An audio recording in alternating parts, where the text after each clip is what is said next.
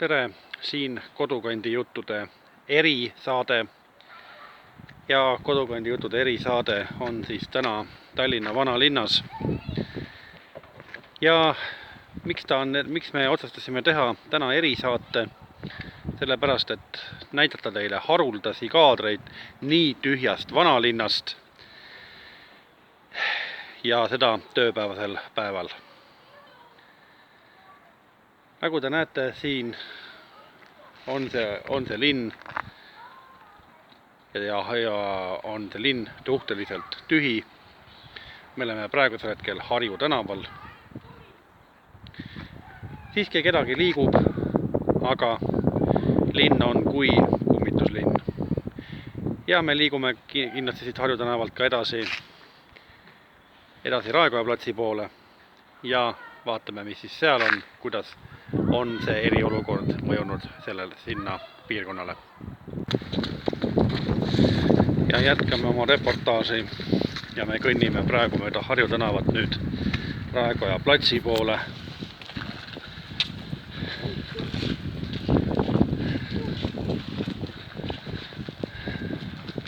Tühjus, tühjus ja tühjus. Ning veel kord tühjus.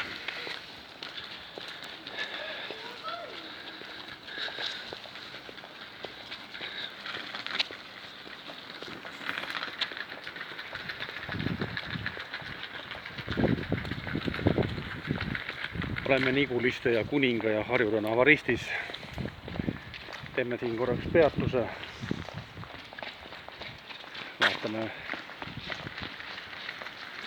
allapoole. Vaatame üles. Ja jõuame kohe ka Raekoja platsile. Ja Raekoja plats. Olemegi kohal. Ja taaskord vaatame midagi, keegi siin ikka liigub, kuid tänavakohvikud on tühjad, suur osa on kinni. Mõned üksikud kohvikupidajad müüvad küll süüa kaasa, aga üldiselt on Raekoja plats täielikult ikka hoopis teistsugune kui tavaliselt. Eriolukord on jätnud väga sügava jälje. Tea, kui kaua see nüüd veel kestab, see eriolukord siin Tallinna linnas, vanalinnas ja üldse igal pool Eestis. Aga nii ta siis praegu on. Ja lõpetamegi oma erireportaaži seekord siis siit, sellel vanalinna